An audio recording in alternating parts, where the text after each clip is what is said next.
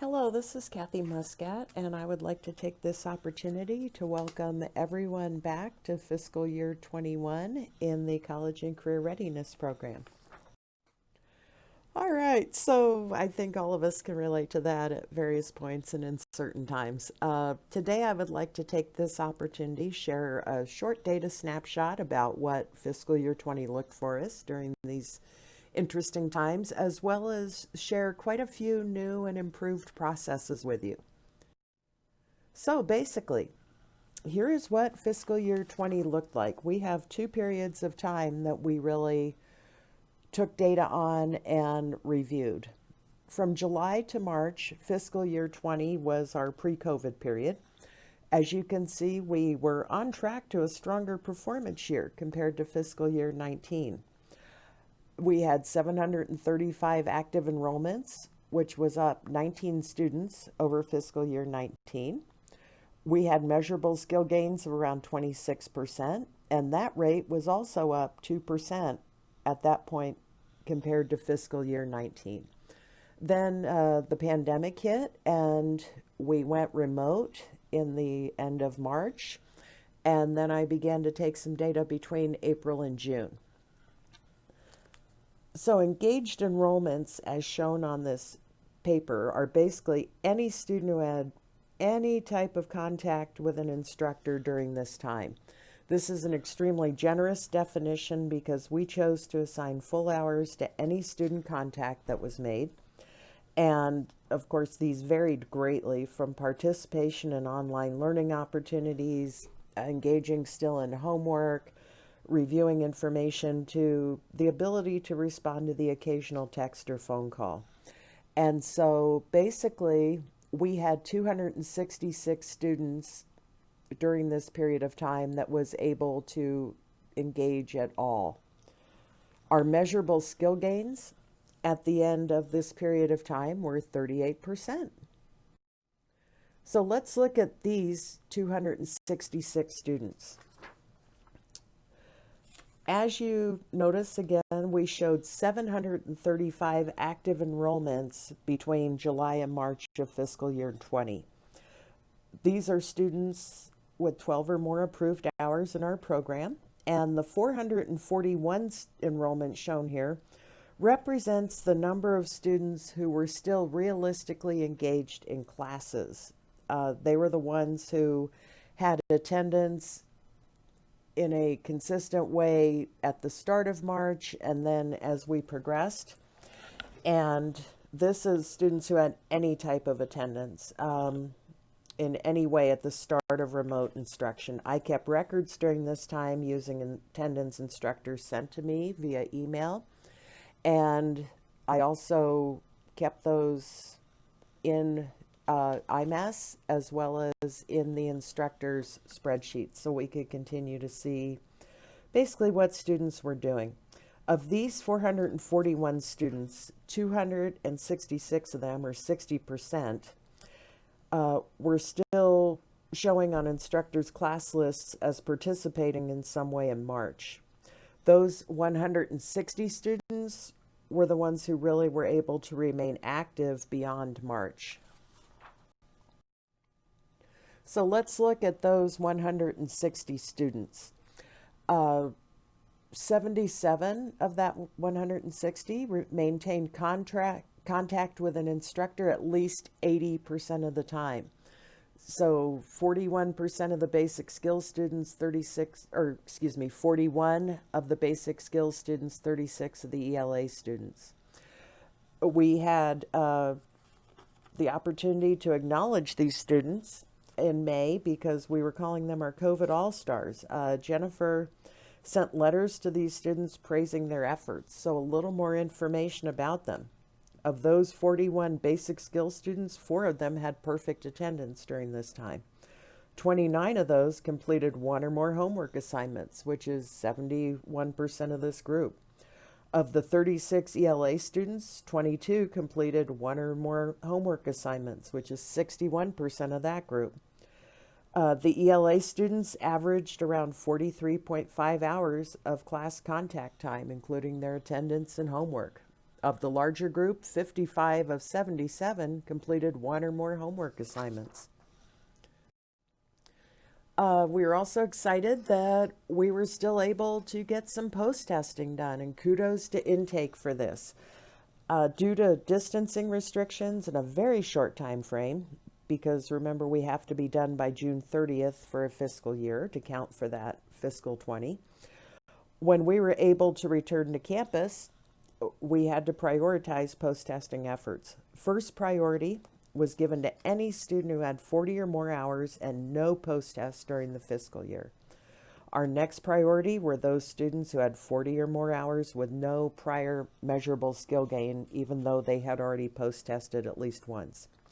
We did not try to post-test students who had already made a gain for the fiscal year, even if they had well above the required number of hours. Last spring, we were given the option by the state to designate a student as unable to test due to COVID-19 in our IMAS database. We went in and designated our 441 students as such. And then as students post-test, that designation is removed. We were also given the option this year to temporarily extend test viability from 6 months to 1 year. So for the bulk of our students who are returning, we are able to register them without needing to try to gain a post-test or a pre-test for this year. And more excitement, of course, of those 43 that intake was able to test in June, 18 of them made a measurable skill gain in spite of being in a remote learning situation with a wide variety of access opportunity to curriculum. So 42% of those 43 students made a skill gain. As you recall, our program's data measures quite a few persistence measurements, and one of our big ones is our post-test rate. So in other words, who was able to attend to gain enough approved hours to achieve a post-test. So let's look at some percentage rates. July 1st through March 30th post-test percentage rates between fiscal 19 and fiscal 20 show that once again this year we were up by 4% with the number of students who were able to get a post-test during that year. No surprise that when we look at the full fiscal year, which is July 1st, 2019 to June 30th, 2020, that number was significantly lower from the prior year because of the inability to post-test and the fact that we had to definitely prioritize who we were able to offer a post-test to. However, we still managed to get 46% of our students that were eligible to post-test for this year. So our table 4 information, the number of students who took a pre and post-test, again, notice that we were up quite a bit between fiscal 19 and fiscal 20 before March 30th. And you will notice that on the total number, of course, we were down. However, some of you might be wondering, how is it that on March 30th we had 343 students who had post-tested, and on June 30th we had 366? I had mentioned that intake had post-tested 43 students. The reason why this difference isn't 43 is because there were also a few students that intake was able to post-test who were already showing as having a post-test for the year. So they actually were able to grab 26 students who had never post-tested when they returned in June. Our table 4B is the measurement of basically how many students who post-tested made a measurable skill gain. And we were slightly down in this between July 1st and March 30th. And yet, if you notice, here's the exciting part. While we had a number of challenges, you'll notice that when comparing fiscal year 19 to fiscal year 20, that fiscal year 19 actually declined between the period of March 2019 and June of fiscal year 19 by 1 percentage point. So March of fiscal year 19, we were at 56% who had made a measurable skill gain. By June, we were at 55%. In spite of pandemic conditions and a number of challenges, please notice that we were at 49% measurable skill gains in fiscal year 20 at March 30th, and by the end of the year, we were actually up 1% to 50%. Quite an achievement during a pandemic. So let's talk about some of the new tech that's going to be occurring this year. We're going to talk about the Technical Assistance Committee, our new program app, the online policy manual, and the instructor folder updates that are occurring in OneDrive. The Technical Assistance Committee was set up when we went remotely to attempt to give all of us an opportunity to assist each other. And some people were referring to March and April as the Great Pause, and then the pandemic period as the Great Reset. Our program is no different. One of the positive factors of this crazy time has been the ability to reflect on our processes and procedures and discuss how we can streamline and improve them. And our goal is always to make administrative processes for instructors less intrusive. We want you to have the time to focus on your students, curriculum, and instruction. The pandemic has motivated us to continually look at how we can leverage technology to make life easier and more efficient for all of us. So with our processes with the Technical Assistance Committee, I want to begin by reinforcing the fact that any network issues need to be resolved with the CSI IT Help Desk, and the contact information is given here. For your awareness, the Help Desk staff is meeting Monday to discuss new hours for the upcoming school year in an effort to be more accessible to a wide variety of instructors, students, and address more course parameters. We will make sure this information gets to you when their hours are set. So any problems logging into a CSI network from both a CSI site or from home using the remote tool CSI has available to us will ultimately need to be resolved by CSI's help desk. Our Technical Assistance Committee, which you will hear referred to as the TAC, is available for non-emergency support to assist instructors, students, and staff in our program. The focus of this TAC is on supporting educational technology identified as useful for our program. These are functions such as Google Classroom, tools such as WhatsApp and TextNow, and ELA products that we are making available to students such as Duolingo and CellEd. TAC members are not a help desk. We do not perform the same functions as the CSI IT help desk, and generally speaking, we don't have access to the resources they do or their very, very strong backgrounds in networking, hardware support, and software support. What we do have is the ability to assist instructors and provide guidance and help with smaller areas. A caveat to this is that all of the TAC members, as you see, have numerous other responsibilities, and therefore we cannot guarantee availability to provide emergency assistance. So phone calls saying, hey, by the way, I need help immediately, are not going to be guaranteed to be addressed. We are on the TAC encouraging instructors to take advantage of opportunities to attend how-to sessions live or via Zoom to learn more about different programs or to get questions answered.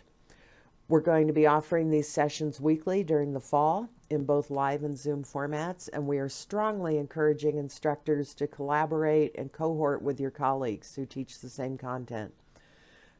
Much better, less stressful use of our most valuable resource for all of us, which is time. Instructors who already use many of these tools may be asked to lead how-to sessions so you can see firsthand what best practices look like in the classroom. As you can see, for the open sessions mentioned here, and for the other tools, there are no specific dates and times given yet. Please be patient with all of us. We want to make sure that we plan activities that are authentically useful and are available with enough variety to offer everyone possible the opportunity to participate. The picture on the bottom is of our policy manual, and it shows the section called Who Can Help. This is where you will find information about the Technical Assistance Committee, these processes, and the people involved. And like the rest of our policy manual, this is continually being updated to provide you with the best possible information. So basically, if you do want or need help from a TAC member, here's what we need you to do. If it's a network issue, such as you can't log in, there's no internet available at a CSI site where you teach, or other issues of that nature, you will need to contact the CSI IT Help Desk at 208-732-6311. In your policy manual, there's also a link to register a ticket with the help desk so that they can provide you assistance on your issue. And if you need help or want somebody to walk you through this process of reaching out to the help desk for CSI, that is something any of us are happy to assist you doing. If you're not sure whether this is an issue in which you need to contact the help desk or you need non-emergency assistance with a program or potential hardware situation, contact either Brandon Glonner or myself, Kathy Muscat. We are both kind of the frontline people who can help you if at all possible and definitely advise you on your best next step, whether that's the CSI help desk or another resource. Brandon especially is very good with hardware on the Android end. So those of you running Android phones or using those devices, he is really, really good at that. I am an iOS user. I have an Apple phone and an iPad. I'm happy to assist in that capacity. And again, probably the biggest strengths Brandon and I both bring to this process is the ability to guide you where you need to be. Will Luciano, a member of our TAC and a person who works in intake, has been assisting with students throughout the spring.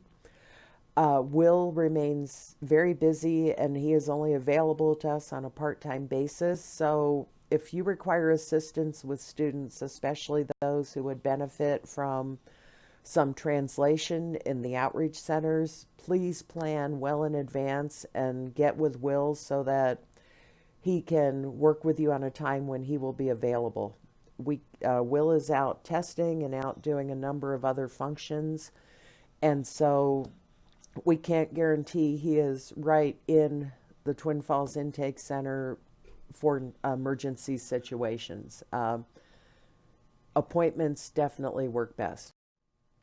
So just a brief review. This is Brandon, and Brandon works at the Twin Falls campus in the intake office. He's available to help with tech issues involving hardware and accessing programs, and he can definitely advise if you are not sure whether the IT desk needs to assist. His contact information is given. Will also works at the Twin Falls campus in the intake office. He's multilingual. He can assist Spanish-speaking students at outreach sites with setting up technology for classrooms. And Will is also very adept at using Google products such as Forms. Indeed, he did a how-to presentation for us in the spring, which many of you attended on Zoom, and several of you also saw the recording afterward. We keep Will very busy in the time we have him. He's often testing at outreach sites or on the Twin Falls campus. So again, best to plan ahead and email him for an appointment if you would like him to assist with students. I work at the Twin Falls campus as the Program Improvement Coordinator. I have always been one of your points of contact for basic technology, and I'm happy to help with very basic hardware issues. And I can definitely advise you on whether the IT help desk should be consulted, and I can connect you to an appropriate TAC member. My contact information is also given here. And Philip has been working with us. Philip Valenta is a language arts and advanced digital literacy instructor at the Twin Falls campus. He's very adept at leveraging technology products such as WhatsApp for educational purposes, as well as using Google Classroom and other EdTech specific products. Philip is kept extremely busy with multiple classes, plus he has several other jobs outside of our program, so his focus is going to be on providing us with short training systems and advising us on products to explore and share with instructors and staff. And basically, we are all the TAC. Every one of our instructors and staff brings their talents and creativity in a variety of ways to our program. Not everyone loves tech. However, everyone has a great lesson. They have a game, a strategy, or a best practice that can be shared. And once again, collaboration and communication are the keys to success. And this has never been truer during this pandemic.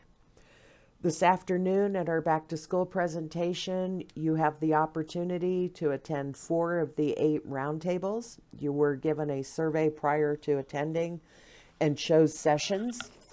We could have just as easily had 40 tables because everyone in this program has something special that they did during the pandemic to assist students and provide the best possible experience they could. And everyone in our program brings creativity and great practices to what they do. So this afternoon we will be taping those 8 roundtables for further viewing, and we'll post them on our policy manual. We're also going to be reaching out to ask instructors during the year to provide further training and assistance over the course of the year. We recognize that the best way to learn something and the best way to see what is available and beneficial for your program is to learn from those who are actively practicing these things in their own classrooms.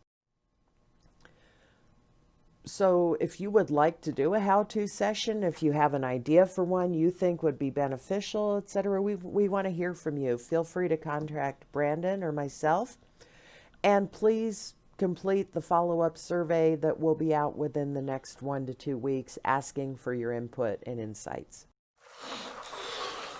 Other new things and exciting things. We now have a phone and app for our program.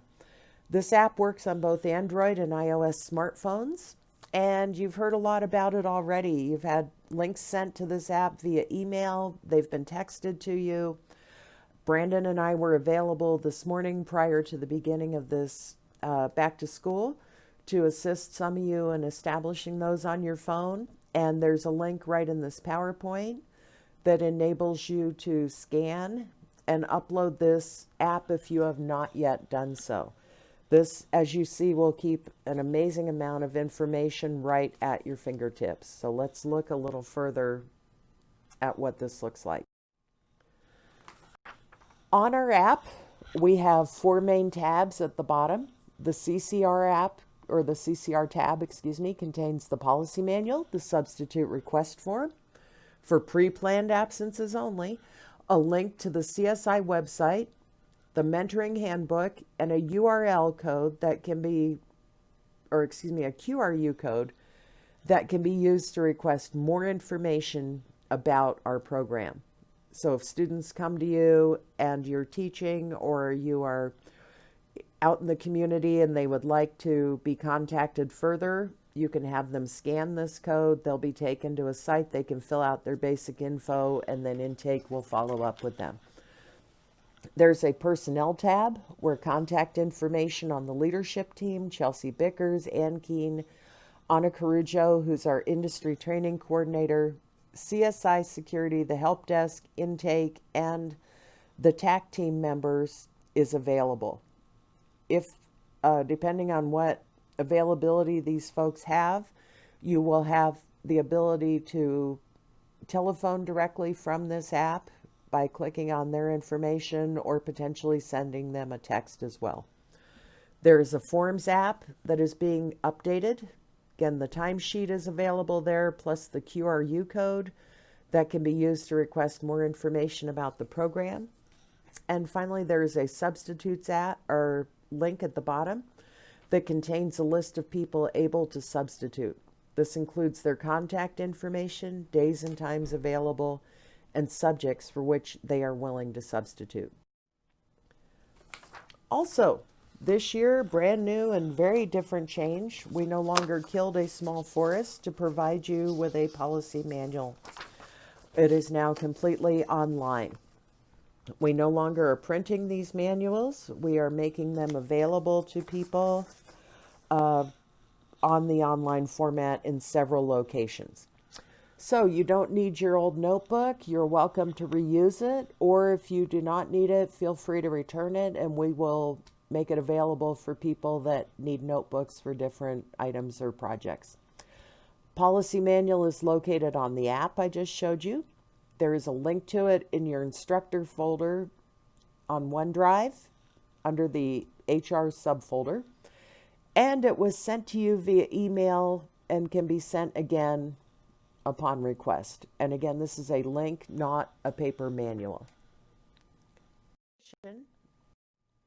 Your instructor folders on OneDrive have a new look, and hopefully this is one that will assist in keeping things even more easily accessed. Remember that you do, in fact, access your folder under the shared files on OneDrive. I'm not going to go through an entire presentation on how to access OneDrive and how to get to these. In this video, I have linked an 8-minute demo called How to Access and Use OneDrive. And this is also available on my channel on YouTube and can be sent out to you if needed. So within your OneDrive folder, please notice that you have your attendance and data subfolder. This is where your attendance spreadsheets, the ones that I maintain and keep up for you, class sign-in sheets and class homework sheets are available. And in a few moments, I'm going to show you some changes to the sign-in sheets and homework sheets. There is a content area that your lead instructors for either basic skills or ELA have set up for you. And the content area has been renamed, I believe, in most of the folders to reflect that. It contains any information your lead instructors want you to have and should be very helpful to you. Much of this information can also be found on the policy manual under your content area. The basic skills section has a subfolder for curriculum materials. The curriculum information is part of Heather Echeverry's content area for ELA. Curriculum documents relevant to your subject area and level and normed hour charts and information are available under curriculum materials. Finally, there is a subfolder for HR forms and items.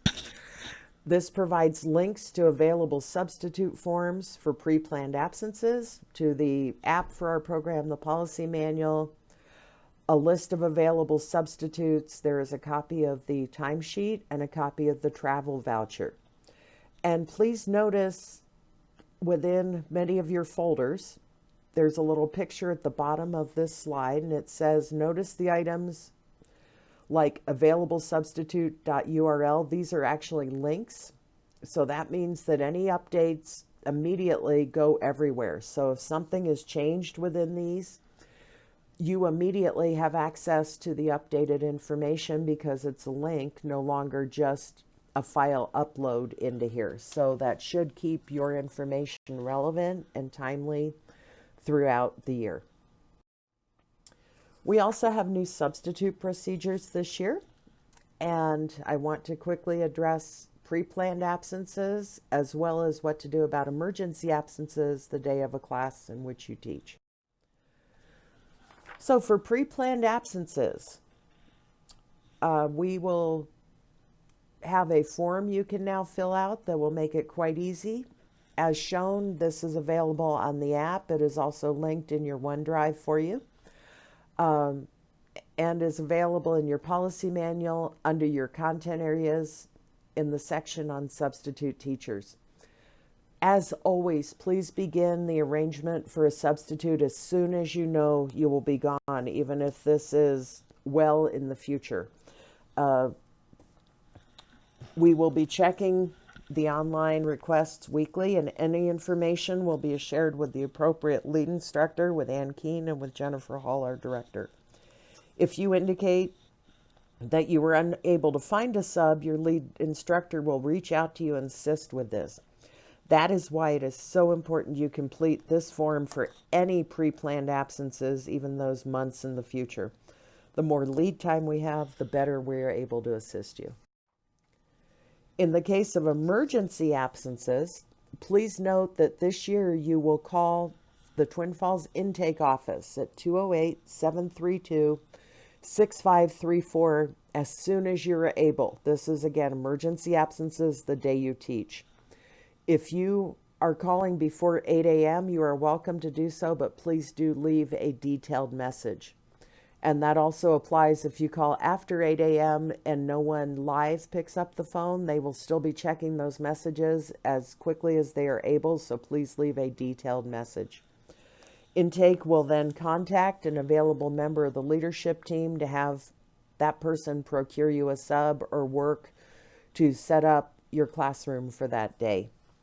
It is really imperative that you follow this process. Lead instructors and other leadership team members keep varied schedules as we are supporting an area basically the size of Massachusetts. So intake is a common denominator for our program that is always available and has the best chance to find a person such as an available leadership team member to help in this case.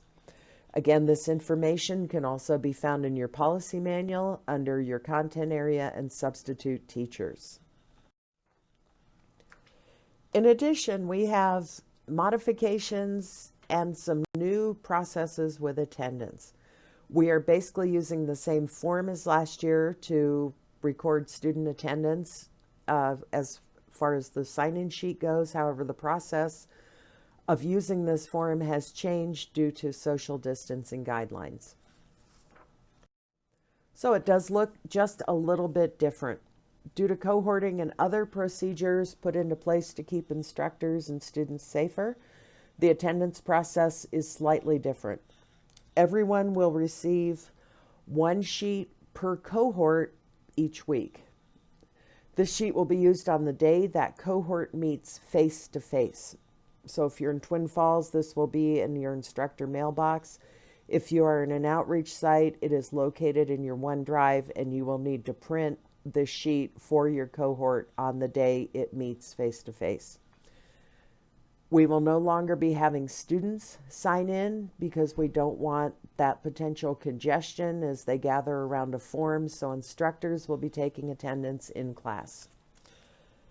And you'll notice that items are mentioned and shown on this sheet, and we will be happy to continue to review this with you. Please, if you're not sure how to fill this out or what you're doing, reach out to Kathy or your lead instructor or one of the leadership team immediately. You'll notice that there is a spot for each cohort to both determine whether or not they were in class. So instructors will take attendance and initial in the space for in class for those students who showed up on the day of their cohort for face-to-face instruction. And then there is a space right next to that where they will initial if the student had returned the packet that was given to that student to complete on the day that their cohort was learning at home. Packets do count as attendance, and therefore, if they are not returned on the day of face-to-face instruction, the student does not receive attendance for the day that they were home working. This is not a flexible option like homework where someone can return their packet 3 weeks later and receive attendance for that day. This is a packet that needs to be returned on the day of face-to-face instruction. And information on the cohorts and using packets and how this is going to look will be provided in much greater detail in a few moments when the lead instructors, Heather Echeverry and Amelia Mott, do a presentation on cohorting and what this looks like for our program. It is imperative this year that sign-in sheets are returned to myself, Kathy Muscat, the day of the class. Whether that is being placed in my mailbox when you're done or returned to me in my office, or if you're in an outreach center, they can be scanned and returned. That's definitely a very, very strong and encouraged option. And if you're not sure how to use the scanning features at the CSI site where you teach, any of us can assist, as well as the program personnel at your site. If that is not an option for you, even taking a picture and sending it to me via text is something that needs to occur the day of class. It is also imperative that Brandon is informed immediately, the same day, whenever a student misses class without communicating that absence to you or intake. And communication is key because of the cohorts and class size limitation. Jennifer Hall sent out an email to you several weeks ago with operating procedures, organizational changes, and a class plan. There is a copy of that email in your envelopes. It is a green paper, and it will also be attached to this presentation for those viewing it later. Another important change, again due to distancing measures, we wish to reduce any potential points of congestion. So students will no longer collect folders from intake at the Twin Falls Center. They will go directly to class on their cohort day. We also had an opportunity through reflection and great ideas shared by instructors to update how we collect homework from you. There are no more individual slips of paper. And I also wish to go over briefly the assessment policy guidelines from the state of Idaho and Octay that give us a review of what constitutes homework or distance hours in our program. So, reporting hours just got easier for you. There are no more individual half slips, so use them for scratch paper or recycle them. They are no longer accepted. You will have a homework form very similar to your students' sign-in. The names will be on there for your course already. I will populate those for you. If you are at a Twin Falls class site, you will receive a copy of this in your mailbox. If you are in outreach, you will need to print these and make them available to fill out and then return them on a weekly basis.